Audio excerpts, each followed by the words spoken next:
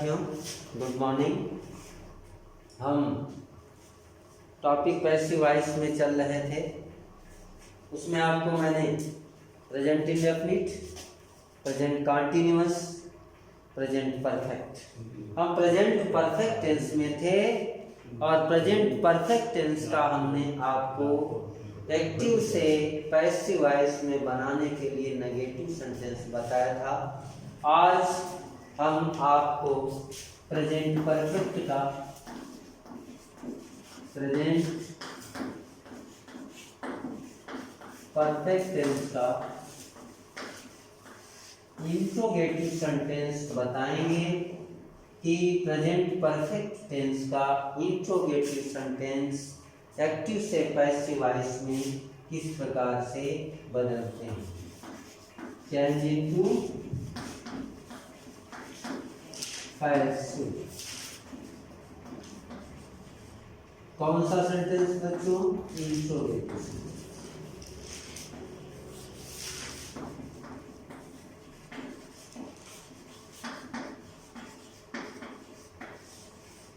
Interrogative sentence. प्रिय विद्यार्थियों, जिस प्रकार से हम प्रेजेंट इंडेफिनिट टेंस का इंट्रोगेटिव सेंटेंस बनाया था, प्रेजेंट कॉन्टिन्यूअस टेंस का इंट्रोगेटिव सेंटेंस पैसिव वॉइस में चेंज किया था, उसी प्रकार से प्रेजेंट परफेक्ट टेंस का इंट्रोगेटिव सेंटेंस चेंज किया जाएगा। इसमें एक्टिव वॉइस के वाक्य की पहचान हम कैसे करेंगे? Active voice. एक्टिव वॉइस की पहचान हम किस प्रकार से करेंगे?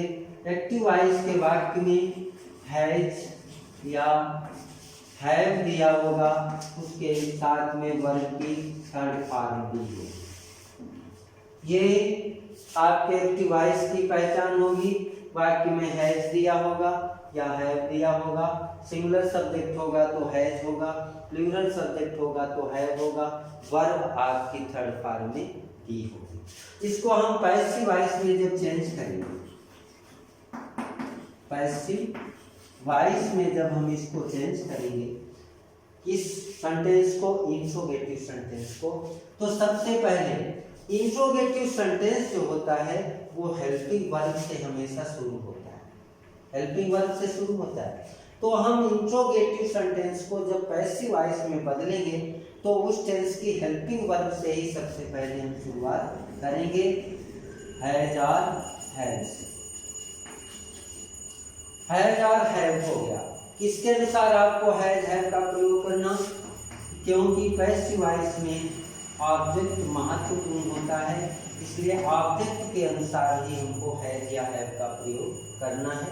उसके बाद ये वाक्य इंट्रोगेटिव सेंटेंस है, प्रश्नवाचक वाक्य।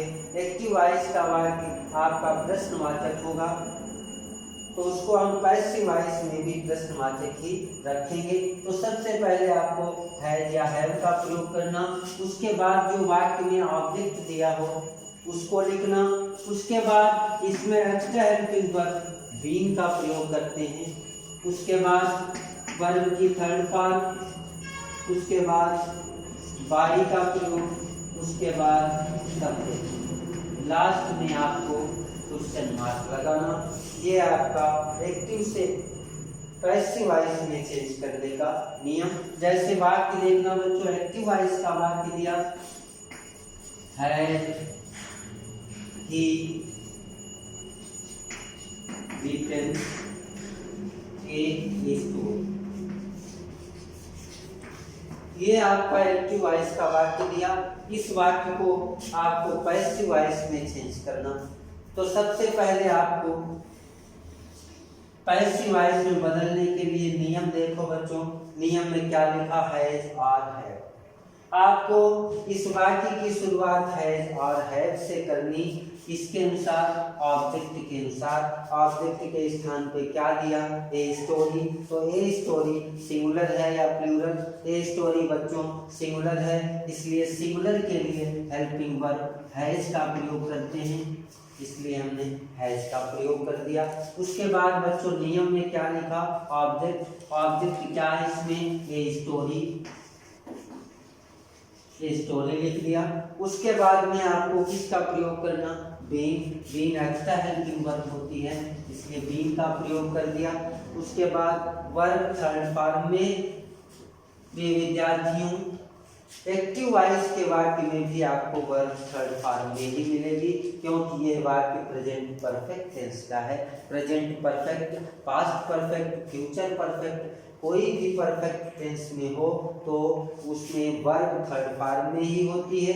जो वाक्य में क्रिया दी है वही क्रिया आपको पैसिव में भी लिखनी जी। उसके बाद बाई का प्रयोग, उसके बाद आपको सब्जेक्ट वाक्य में क्या दिया बच्चों, ही दिया। इसलिए ही को जब ऑब्जेक्ट के स्थान पे ले जाएंगे तो किस में ले जाएंगे, हिम में, और लास्ट में आपको प्रश्नवाचक चिन्ह लगाना है। इस प्रकार से ये वाक्य की रचना हो गई। एक्टिव वॉइस से पैसिव वॉइस में बच्चों इस प्रकार से इंट्रोगेटिव सेंटेंस चेंज करते हैं। उसके बाद आपका आता है इंट्रोगेटिव प्लस निगेटिव सेंटेंस। ये आपका इंट्रोगेटिव सेंटेंस हो गया। ऐसा वाक्य जिसमें प्रश्नवाचक शब्द और नकारात्मक शब्द दोनों दिए हैं। इसी क्रम में इंट्रोगेटिव सेंटेंस में ये तो हमने आपको हेल्पिंग वर्ब से शुरू होने वाला सेंटेंस बताया। इसमें एक प्रकार का सेंटेंस और होता है जो WH वर्ड से शुरू होता है। उसमें उसको कैसे बनाते हैं देखना बच्चों। सबसे पहले वाक्य में जो WH वर्ड दिया वही WH वर्ड आपको शुरू में लिखना। उसके बाद में हैज और हैव का प्रयोग करना। उसके बाद में आपका जो ऑब्जेक्ट दिया उस ऑब्जेक्ट को लिखना। उसके बाद आपको बीन का प्रयोग करना। बीन के बाद वर्ब की थर्ड फॉर्म, उसके बाद बाई, और उसके बाद आपको सब्जेक्ट लिखना। लास्ट में आपको क्वेश्चन मार्क लगाना। इस प्रकार से बच्चों जो एक्टिव वॉइस का वाक्य दिया होगा उसको पैसिव वॉइस में बदलने का ये नियम है। इस नियम के आधार पे आप एक्टिव से पैसिव में चेंज कर सकते हैं। जैसे देखना बच्चों, why has she sung a new song। ये वाक्य देखो नियम में। चलिए नियम में सबसे पहले आपको क्या दिया, WH वर्ड। WH वर्ड आपका वाक्य के शुरू में ही मिलेगा, इसलिए इस वाक्य की शुरुआत उसी WH वर्ड से करते हैं जो आपके एक्टिव वॉइस के वाक्य में दिया है। WH वर्ड हो गया। उसके बाद बच्चों आपको हैज या हैव का प्रयोग करना। इसके अनुसार ऑब्जेक्ट के अनुसार वाक्य में ऑब्जेक्ट क्या है, ये न्यू सॉन्ग, इसलिए ये न्यू सॉन्ग सिंगुलर है, इसलिए हेल्पिंग वर्ब हैज का प्रयोग कर देंगे। उसके बाद ऑब्जेक्ट, वाक्य में ऑब्जेक्ट ये न्यू सॉन्ग दिया, ये न्यू सॉन्ग। उसके बाद बीन का प्रयोग कर दिया। उसके बाद वर्ब की थर्ड फॉर्म ये दी, सन। उसके बाद बाई का प्रयोग। उसके बाद सब्जेक्ट जो दिया ये सी दिया, इसको जब ऑब्जेक्ट में चेंज करके लाएंगे तो इसमें आएगा और लास्ट में आपको प्रश्नवाचक चिन्ह लगाना है। तो इस प्रकार से विद्यार्थियों ये आपका एक्टिव से पैसिव वॉइस में चेंज हो गया वाक्य। ये कैसा वाक्य है, इंट्रोगेटिव सेंटेंस है। इंट्रोगेटिव में किस प्रकार का सेंटेंस है, जो WH वर्ड से शुरू होता है। हिंदी में इसकी पहचान होती है कि प्रश्नवाचक शब्द वाक्य के बीच में होगा। इस प्रकार से बच्चों ये इंट्रोगेटिव सेंटेंस प्रश्नवाचक वाक्य की रचना आपकी एक्टिव से पैसिव वॉइस में हो गई। तो इस प्रकार से मैं आशा करता हूँ कि आप इस वाक्य को समझ गए होंगे, आपके समझ में आया होगा। ये नियम बच्चों बहुत महत्वपूर्ण है, इस नियम को आप नोट कर लेना। इस प्रकार से आपका ये इंट्रोगेटिव सेंटेंस में पैसिव वॉइस बन गया। उसके बाद में आपका इसी क्रम में इंट्रोगेटिव प्लस नेगेटिव।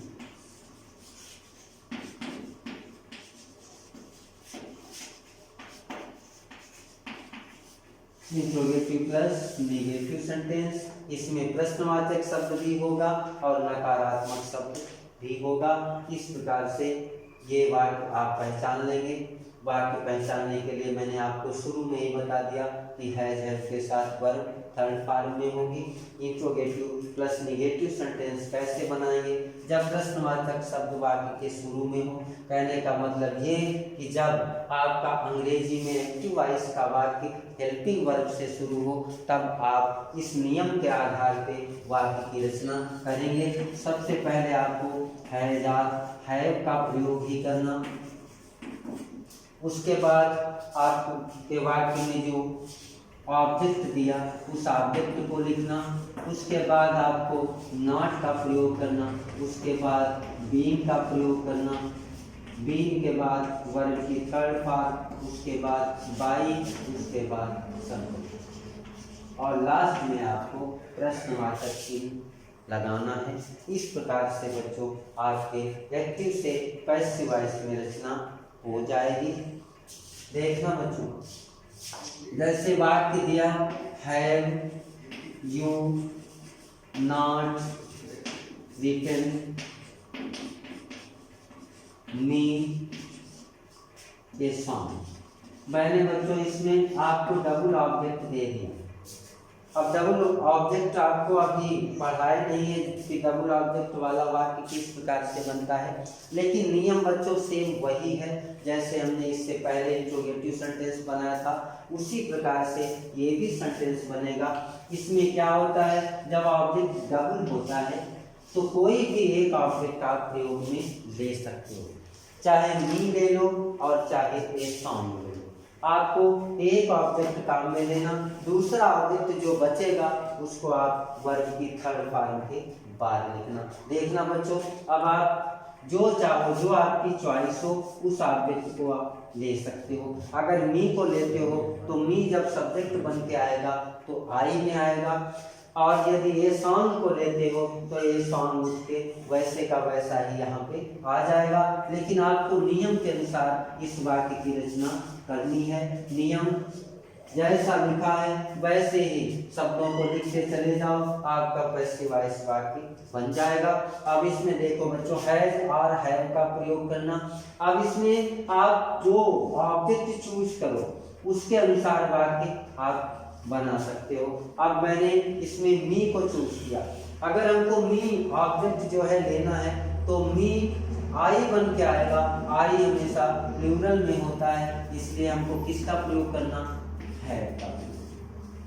यदि हम इसमें मैंने मी को ऑब्जेक्ट माना, मी को ऑब्जेक्ट मान के इस पैसिव वॉइस की रचना करने की कोशिश की।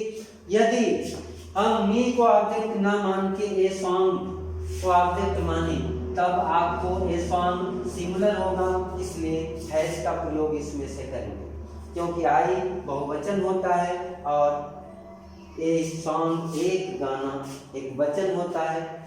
मी के अनुसार यदि हम पैसिव वॉइस में चेंज करेंगे तो हैव का प्रयोग करेंगे, और ए सॉन्ग के अनुसार यदि हम इसको पैसिव में चेंज करेंगे तो हैज का प्रयोग करेंगे। उसके बाद बच्चों ऑब्जेक्ट, इसमें मी हमने लिया था तो ऑब्जेक्ट लिख दिया यहाँ पे आई। उसके बाद में नॉट का प्रयोग नॉट कर दिया।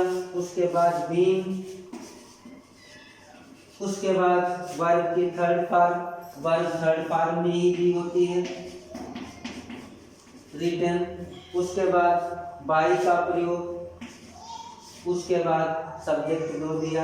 आप इसमें क्या सब्जेक्ट दिया, यू, तो बाई यू, और लास्ट में आपको क्वेश्चन मार्क लगाना। इस प्रकार से बच्चों ये पैसिव वॉइस की रचना हो गई। दूसरा ऑब्जेक्ट मैंने दूसरे वाक्य में लिया, इसमें ए सॉन्ग ऑब्जेक्ट है तो हैज के बाद ए सॉन्ग, सॉरी बच्चों गड़बड़ हो गया, ये दूसरा वाला ऑब्जेक्ट हमने लिया नहीं बच्चों, सॉरी, दूसरा वाला ऑब्जेक्ट जो हो उसको वर्ब की थर्ड फॉर्म के बाद आपको लेना है। उसके बाद बाई का प्रयोग करना, उसके बाद सब्जेक्ट क्या यू, तो बाई यू। इस प्रकार से ये आपका पैसिव वॉइस बन गया। दूसरा ऑब्जेक्ट हमने माना इसमें ए सॉन्ग। हमने ये सॉन्ग ऑब्जेक्ट ले लिया, उसके बाद में आपको नॉट का प्रयोग करना, उसके बाद बीइंग का प्रयोग कर दिया, उसके बाद जो आपका दूसरा ऑब्जेक्ट मी दिया, मी को हमेशा टू कनेक्टिव से जोड़ के लिखते हैं, टू मी, उसके बाद बाई का प्रयोग और उसके बाद सब्जेक्ट यू दिया तो बाई यू और लास्ट में आपको प्रश्नवाचक चिन्ह लगाना है। इस प्रकार से बच्चों प्रश्नवाचक और नकारात्मक वाक्य को पैसिव में इस प्रकार से चेंज करेंगे। ये डबल ऑब्जेक्ट वाला वाक्य था। डबल ऑब्जेक्ट में आप किसी भी एक ऑब्जेक्ट को मान लें और जो दूसरा ऑब्जेक्ट बचे उसको वर्ब की थर्ड फॉर्म के बाद लिखना है। इस प्रकार से बच्चों ये आपका एक्टिव से पैसिव में वाक्य बदल गया। Interrogative plus negative sentence. इसमें एक प्रकार का वाक्य और होता है जो वाक्य WH वर्ड से शुरू होता है, उसको भी इसी प्रकार से बनाएंगे। अंतर सिर्फ इतना होगा कि जो WH वर्ड होगा वाक्य उसी से शुरू होगा। देखना इसका नियम, सबसे पहले आपको WH वर्ड लिखना जो वाक्य में दिया है, उसके बाद आपको हेल्पिंग वर्ब का प्रयोग करना वो ऑब्जेक्ट के अनुसार, उसके बाद में आप ऑब्जेक्ट लिखेंगे, ऑब्जेक्ट के बाद आपको नॉट का प्रयोग करना, उसके बाद बीइंग, उसके बाद वर्ब की थर्ड फॉर्म, उसके बाद बाई और लास्ट में आपको सब्जेक्ट लिखना। सब्जेक्ट के बाद आप क्वेश्चन मार्क लगाएंगे। इस प्रकार से ये जब प्रश्नवाचक शब्द वाक्य के शुरू में हो तब इस नियम के आधार पे आप पैसिव वॉइस की रचना करेंगे। देखना, why has he not cooked food in the kitchen।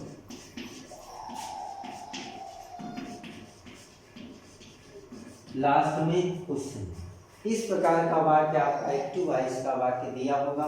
इसको पैसिव वॉइस में कैसे चेंज करेंगे बच्चों, ये नियम देखो। WH वर्ड वाक्य में दिया, वही WH वर्ड आप लिख लोगे जब वाक्य को पैसिव वॉइस में चेंज करोगे। उसके बाद हैज या हैव का प्रयोग ऑब्जेक्ट के अनुसार। बच्चों ऑब्जेक्ट इसमें क्या दिया, फूड दिया, इसलिए हैज हैव का प्रयोग आप करेंगे। फूड सिंगुलर है इसलिए हमने हैज का प्रयोग कर दिया। उसके बाद ऑब्जेक्ट क्या है, फूड, उसके बाद नॉट का प्रयोग, उसके बाद बी, उसके बाद वर्ब की थर्ड फॉर्म बी है, कुक्ड, उसके बाद बाई का प्रयोग, बाई कर दिया, उसके बाद सब्जेक्ट इसमें ही दिया, ही को जब ऑब्जेक्ट के स्थान पे लिखेंगे तो हिम, उसके बाद जो चीज एक्स्ट्रा दी है उसको बाई के बाद लिखना, इन द किचन।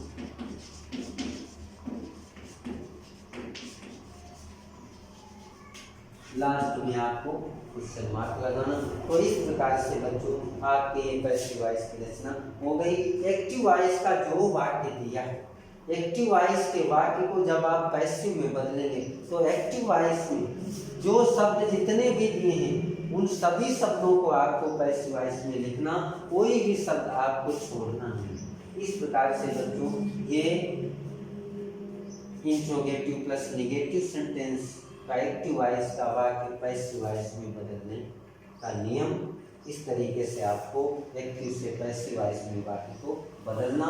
इस प्रकार से ये आपका प्रेजेंट परफेक्ट भी पूरा हुआ। इसके बाद में ये विद्यार्थियों प्रेजेंट परफेक्ट कंटीन्यूअस टेंस जो होता है उसमें बीइंग का प्रयोग होता है, इसलिए प्रेजेंट परफेक्ट कंटीन्यूअस टेंस का पैसिव वॉइस नहीं बनता है। उसके बाद हमारा आता है पास्ट इंडेफिनिट। तो मेरे प्यारे विद्यार्थियों पास्ट इंडेफिनिट टेंस हम कल प्रारंभ करेंगे। आज इस क्लास में इतना ही। धन्यवाद।